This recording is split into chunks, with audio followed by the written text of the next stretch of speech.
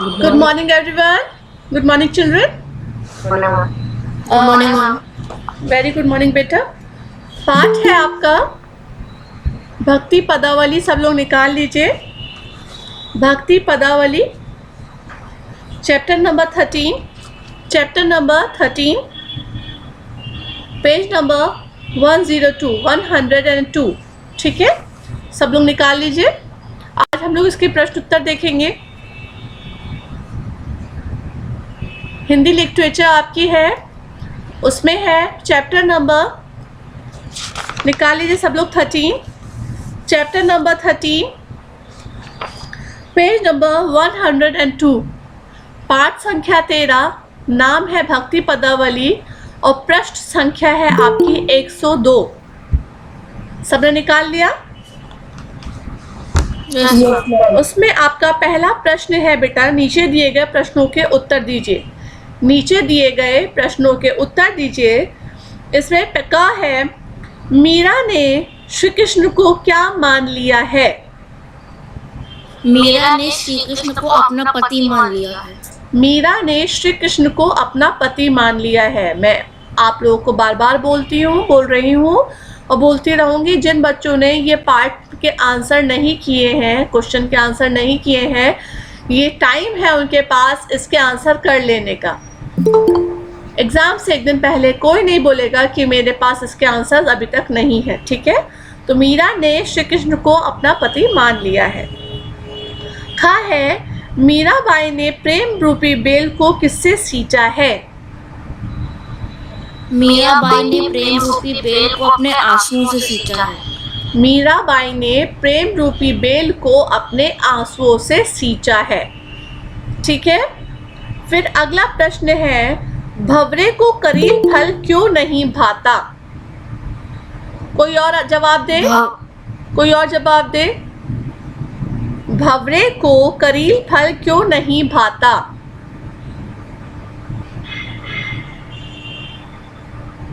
Class में इतने बच्चे हैं लेकिन जवाब. हाँ, यस बेटा. भंवरे को करील फल इसलिए नहीं, वह कमल के पराग को चख चुका है. क्योंकि वो कमल के पराग को चख चुका है. कमल का पराग क्या होता है? बहुत ही मीठा होता है, बहुत ही स्वादिष्ट होता है भंवरे के लिए. ठीक है, इसलिए करील फल और का कैसा टेस्ट होता है? कसैला होता है. ठीक है, कसैला मतलब कड़वा कड़वा सा होता है. इसलिए उसको करील का फल अच्छा नहीं लगता, क्योंकि उसने पराग किसका चखा हुआ है? कमल का पराग चखा हुआ है. इसलिए उसको भंवरे को करील फल नहीं भाता. ठीक है, अब है आपका पाठ के अनुसार सही विकल्प पर सही का चिन्ह लगाइए. पाठ के अनुसार सही विकल्प पर सही का चिन्ह लगाइए. क है, मीराबाई ने किसके पास बैठकर ज्ञान प्राप्त किया?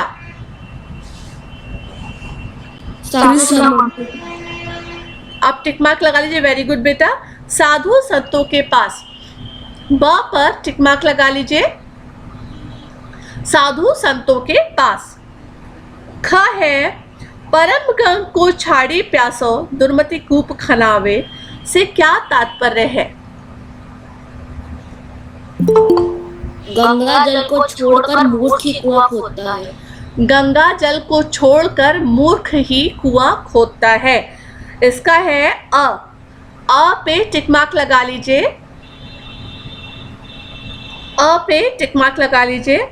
फिर इसका ग है, सूरदास जी ने कमल नयन का प्रयोग किसके लिए किया है? कमल के समान नेत्र वाले श्री कृष्ण. कमल के समान नेत्र वाले श्री कृष्ण.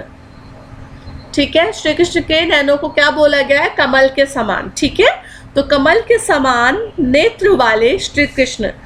अब इसके आगे है आपका लिखित प्रश्न.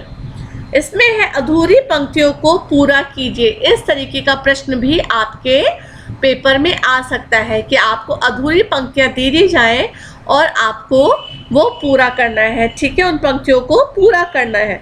जैसे यहाँ पे कहा है, मेरे तो गिरधर गोपाल, पूरा कीजिए. दूसरों ना कोई, दूसरों ना कोई. ठीक है, फिर उसके बाद है लाइन आपकी खाली है, मेरो पति सोए, उसमें क्या आएगा? जाके सिर मोर मुकुट। जाके सिर मोर मुकुट, वेरी गुड। तो आपका जो दो लाइनें हैं वो इस तरीके से पूरी होंगी, मेरे तो गिरधर गोपाल दूसरो न कोय, जाके सिर मोर मुकुट, मेरो पति सोए। ठीक है, अब ख है मेरो मन रिक्त स्थान, पूरी कीजिए लाइन। अनंत कहाँ सुख वेरी गुड, मेरो मन अनंत कहाँ सुख पावे। ठीक है, फिर रिक्त स्थान है फिर जहाज पे आवे, जैसे जैसे उड़ी जहाज को पंछी, जैसे उड़ी जहाज को पंछी। तो इस तरीके से आपकी जो ये लाइनें हैं पूरी होंगी, मेरो मन अनंत कहाँ सुख पावे, जैसे उड़ी जहाज को पंछी फिर जहाज पे आवे। इस चीज़ को ध्यान रखिएगा कि इस तरीके का प्रश्न भी आपके पेपर में आ सकता है। अब है नीचे दिए गए प्रश्नों के उत्तर लिखे, लघु उत्तरीय प्रश्न। ठीक है, नंबर 5 तो जो है मेरे तो गिरधर गोपाल दूसरों न कोई, इसका भाव स्पष्ट कीजिए।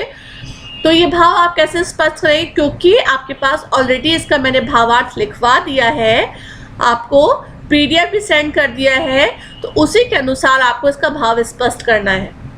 ठीक है, और जही मधुकर अम्बुज रस चाख्यो क्यों करील फल पावे, ये आप लोगों को करना है। उसके बाद आ जाते हैं आपके लघु उत्तरीय प्रश्न। लघु उत्तरीय प्रश्न में आपका पहला प्रश्न है, मीरा ने श्री कृष्ण की भक्ति प्राप्त करने के लिए क्या किया? मीरा ने श्री कृष्ण की भक्ति प्राप्त करने के लिए क्या किया? हाँ, क्या किया था? मीरा ने श्री कृष्ण की भक्ति प्राप्त करने के लिए माता पिता भाई मित्र सबको छोड़ दिया, वंश की मान मर्यादा लांघ दी, संतों के साथ बैठकर सत्संग किया और ज्ञान प्राप्त किया, लोक लाज की परवाह नहीं की, श्रृंगार और बहुमूल्य वस्तु छोड़कर साधारण वेशभूषा धारण कर ली, भक्ति के आंसू बहा बहाकर श्री कृष्ण प्रेम को बढ़ाया, मोह माया में डूबे संसार को पूर्णतः त्याग दिया। वेरी गुड बेटा। अब जिन्होंने नहीं किया है वो एक बार फिर पीडीएफ चेक करेंगे और उसको कंप्लीट करेंगे। मैं आप लोगों को एक बार फिर बता रही हूँ, देख लीजिए। मीरा ने श्री कृष्ण की भक्ति प्राप्त करने के लिए माता पिता भाई मित्र सबको छोड़ दिया, वंश की मान मर्यादा त्याग दी, वंश की मान मर्यादा त्याग दी, संतों के पास बैठकर सत्संग किया और ज्ञान प्राप्त किया, लोक लाज की भी परवाह नहीं की, श्रृंगार और बहुमूल्य वस्त्र छोड़कर साधारण वेशभूषा धारण कर ली, भक्ति के आंसू बहा बहा कर कृष्ण प्रेम को बढ़ाया, मोह माया में डूबे संसार को पूर्णतः त्याग दिया, मोह माया में डूबे हुए संसार को पूर्णतः त्याग दिया। ये था आपका उत्तर। अब है दूसरा प्रश्न है आपका ख, कौन सी बेल फैल गई, इसमें कौन सा फल लगा है? शिवांश के अतिरिक्त कोई बताए। कृष्ण प्रेम की बेल फैल गई है और उसमें आनंद का फल लगा है। वेरी गुड बेटा आनंद। तो इसमें है कृष्ण प्रेम की बेल फैल गई है और इसमें आनंद का फल लगा है। वेरी गुड बेटा। अब नेक्स्ट प्रश्न है आपका, सूरदास जी को अन्यत्र सुख क्यों नहीं प्राप्त होता? इन दोनों को, अनंत को और शिवांश को छोड़कर कोई और बताए। कशिश को छोड़कर भी, कशिश भी बहुत उत्तर देती है। इसके अलावा कोई बताएगा?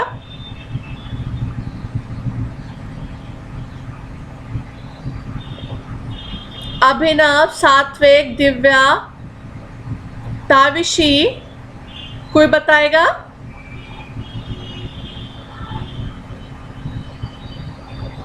कोई नहीं बताएगा। चलो तुम तीनों में से कोई बताओ, सूरदास जी को अन्यत्र सुख क्यों नहीं प्राप्त होता?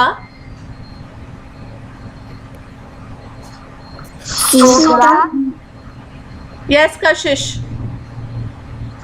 सूरदास जी को अन्यत्र सुख इसलिए नहीं प्राप्त हुआ क्योंकि वे संसार का सबसे बड़ा सुख कृष्ण भक्ति का सुख प्राप्त कर चुके हैं, इसलिए उन्हें बाकी सारे सुख इसके आगे व्यर्थ लगते हैं। संसारिक बातों में तनिक भी आनंद नहीं आता। तनिक भी आनंद नहीं आता। सब लोग एक बार फिर से सुन लीजिए। यहाँ लिखा है, जो प्रश्न का उत्तर है, सूरदास जी को अन्यत्र सुख इसलिए नहीं प्राप्त होता क्योंकि वे संसार का सबसे बड़ा सुख कृष्ण भक्ति का सुख मानते हैं, प्राप्त कर चुके हैं, इसलिए उन्हें बाकी सारे सुख इसके आगे व्यर्थ लगते हैं। सांसारिक बातों में तनिक भी आनंद उनको नहीं आता। ठीक है, कुछ लोगों को क्या है, सांसारिक बातों में ही उनको बहुत मजा आता है, लेकिन यहाँ सूरदास जी के लिए बताया है उनको सांसारिक बातों में आनंद कतई नहीं आता, बिल्कुल भी नहीं आता। इसके बाद आते हैं हम दीर्घ उत्तरीय प्रश्न पे। तो आपका पहला प्रश्न है, मीराबाई की भक्ति पर टिप्पणी लिखिए। मीराबाई की भक्ति पर टिप्पणी लिखिए। कौन बताएगा? यह शिवांश। मीराबाई भक्ति काल की युग प्रवर्तक कवित्री रही हैं। वे कृष्ण जी की अनन्य भक्त थीं। उन्होंने अपने पदों के माध्यम से श्री कृष्ण के प्रति अपना प्रेम प्रकट किया है। विभिन्न प्रकार से अपना प्रेम प्रकट करती हुई वे स्वयं को उनकी दासी बताती हैं। भौतिक जीवन से निराश मीरा ने राज परिवार त्याग दिया था और कृष्ण को अपना पति मान पूर्ण रूप से कृष्ण भक्ति में समर्पित हो गई थी। वेरी गुड बेटा। अब यहाँ पर बताया गया है कि मीराबाई भक्ति काल की युग प्रवर्तक है, मतलब युग को परिवर्तन करने वाली है। क्योंकि क्या होता है, जो औरतें होती हैं, जो महिलाएं होती हैं, उनको क्या था, इस तरीके से एक्सेप्ट ही नहीं किया जाता था। अब मीराबाई जो थी वो कृष्ण की बिल्कुल भक्ति में लीन रहती थी और लोग उनके लिए बातें करते थे। उनके ससुराल वाले भी उनको नहीं प्यार करते थे, इसी वजह से कि ये तो भाई पूरा टाइम कृष्ण कृष्ण कृष्ण करती रहती है, इनको घर से निकालो। जैसे उनके पति की मृत्यु हुई, क्या हुआ, नहीं ये महारानी नहीं है, उन्होंने खुद ही सब कुछ त्याग दिया। उन्होंने कहा मुझे सब चाहिए ही नहीं, मुझे सिर्फ श्री कृष्ण की भक्ति ही चाहिए। तो युग प्रवर्तक कवित्री रही हैं। वे कृष्ण जी की अन्यत्र भक्त थी। उन्होंने अपने पदों के माध्यम से श्री कृष्ण के प्रति अपना प्रेम प्रकट किया है। विभिन्न प्रकार से उनका अपना प्रेम प्रकट किया है, करती हुई वे स्वयं को उनकी दासी बताती हैं। ठीक है, भौतिक जीवन से निराश मीना ने राज परिवार त्याग दिया था और कृष्ण को अपना पति मान लिया था, पूर्ण रूप से मान लिया था, और वो श्री कृष्ण की भक्ति में समर्पित हो गई थी। ये है आपका प्रश्न का उत्तर। फिर है, सूरदास जी की कविता का भावार्थ लिखिए, जो भावार्थ आप लोग ऑलरेडी पहले ही लिख चुके हैं। ठीक है, मुझे नहीं लगता कि बार बार एक ही क्वेश्चन के आंसर को आप लिखते रहेंगे तो उसका कोई फ़ायदा नहीं है। एक बार आप लिख चुके हैं, इसलिए मैं इसको नहीं ज़्यादा वो करती हूँ। ठीक है, लेकिन देख लीजिए इसका भावार्थ क्या है, मैं बता रही हूँ आप लोगों को, समझ लीजिए। सबसे पहले लिखेंगे आप संदर्भ। संदर्भ में क्या लिखते हैं, प्रस्तुत पद हमारी पाठ्य पुस्तक मयूर पंख, ठीक है, 8 कक्षा 8 है आपका, के शीर्षक भक्ति पदावली से लिया गया है। यह सूरदास द्वारा रचित है। ये हुआ आपका संदर्भ। प्रसंग में आप क्या लिखेंगे, इस पद में सूरदास जी ने कृष्ण के प्रति अपनी आस्था प्रकट की है।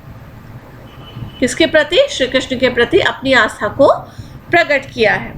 भावार्थ, कवि कहते हैं कि मेरे मन को श्री कृष्ण के अतिरिक्त कहीं भी सुख नहीं मिलता। जैसे किसी जहाज पर बैठे हुए पक्षी को समुद्र में कहीं ठिकाना नहीं मिलता, वह बार बार उड़कर कहाँ कर बैठता है, जहाज पर ही आ जाता है। उसी प्रकार मुझे भी कृष्ण के अतिरिक्त कहीं भी सच्चा सुख नहीं प्राप्त होता या नहीं मिलता।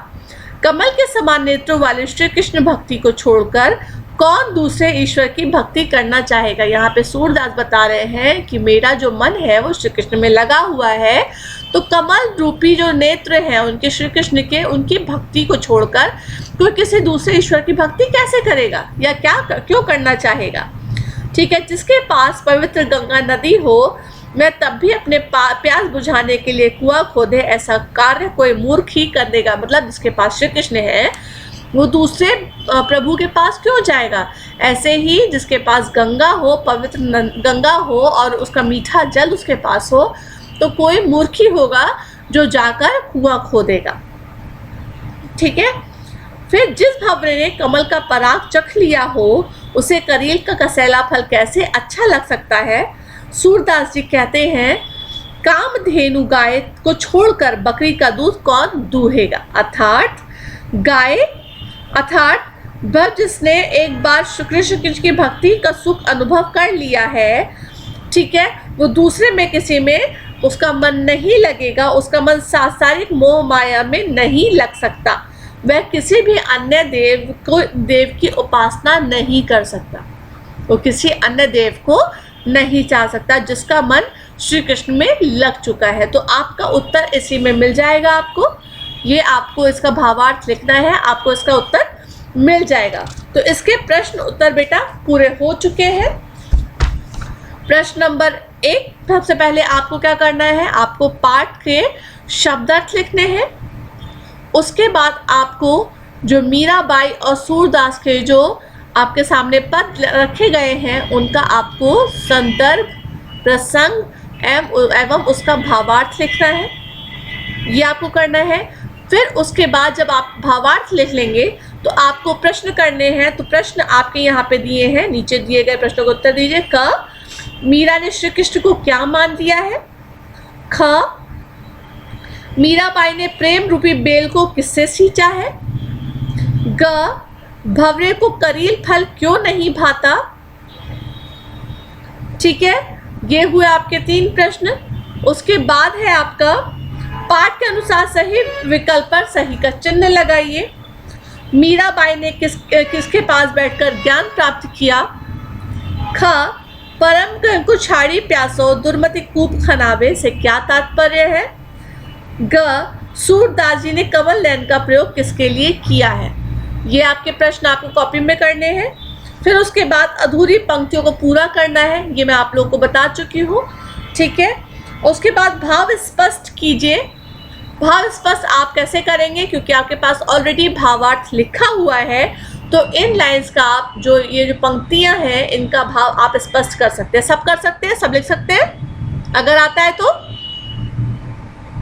क्लास 8 सब कर सकते हैं या नहीं कर सकते।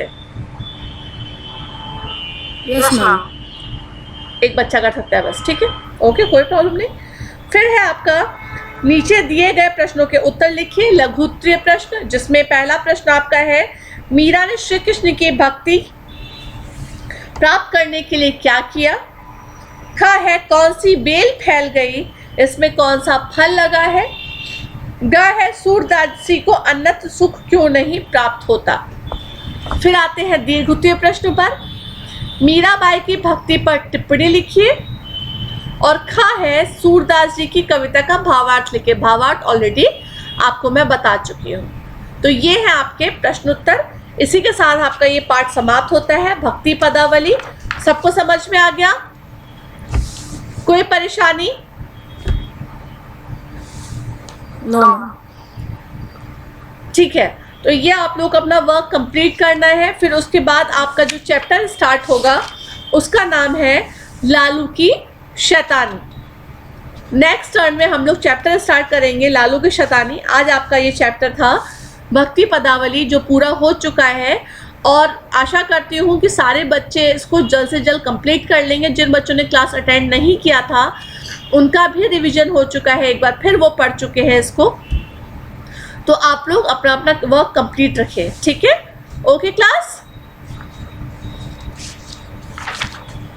Okay ma'am. ओके, बाय बेटा, God bless you, thank you ma'am. Bye बेटा, bye bye ma'am, thank you ma'am.